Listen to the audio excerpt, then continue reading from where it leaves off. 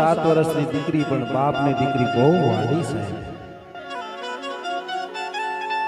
દીકરી બાપને એટલી વાલી કે સાહેબ દીકરીને બાપ વગર નો હાલે ને બાપને દીકરી વગર નો હાલે.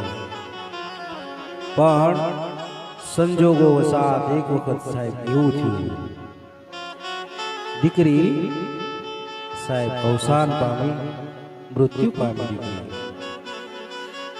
અને એ દીકરીનો સાહેબ મરણ પામી એ આઘાત બાપ જીરવી નો ગયો ને સાહેબ બાપ ગાંડો થઈ ગયો છે સાહેબ. અને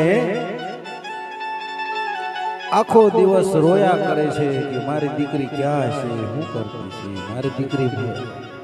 પણ સાહેબ કર્મની ગતિ તો ન્યારી છે, જે આવે છે એને જવાનું નક્કી જ છે. બધા બહુ સમજાવે છે બાપને સાહેબ કે આના હે સો જાયેગા, રાજા રંગ ફકીર, કઈક સિંહાસન ચડ ગયે કઈક ચલે જંજીર. જે માણસ આવ્યું છે ને હંમેશા જિંદગીમાંથી સાહેબ એને જાવું પડે ને જાવું જ પડે સાહેબ. ખૂબ સમજાવે છે બાપને. પણ બાપને દીકરી એટલી વાલી કે સાહેબ હંમેશા દીકરીને યાદ કરીને રોયા કરે બાપ, દીકરીને યાદ કર્યા કરે. પણ એક વખતના સમયે જ્યારે બાપને સપનું આવે છે અને સપનામાં બાપને સ્વર્ગ દેખાય છે અને સ્વર્ગમાં ઘણી દીકરીઓ હાથમાં દીવા લઈ અને સાહેબ ઊભી હોય છે. એમાં બધી દીકરીઓના હાથમાં જે દીવા હોય ને સાહેબ પ્રગટેલા હોય છે, પણ એમની દીકરી જે હોય બધાની વશમાં એમની દીકરી પણ ઊભી હોય છે, પણ એના હાથમાં જે દીવો હોય ને સાહેબ ઈ દીવો ઓલાઈ ગયેલો હોય છે. ત્યારે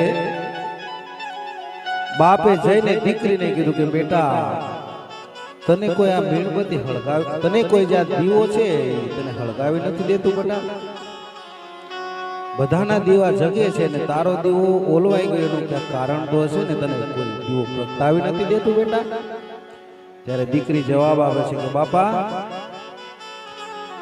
બધાના દીવા પ્રગટાવી દે છે, મારો દીવો પણ પ્રગટાવી દે છે, પણ તમારા જે આહુડા હોય ને દરરોજ તમે જે રુદન કરો છો, તમે દરરોજ મને હંબારીને તમે રોવો છો ને, ઈ આહુડાને લીધે મારો દીવો છે ને ઓલવાઈ જાય છે સાહેબ.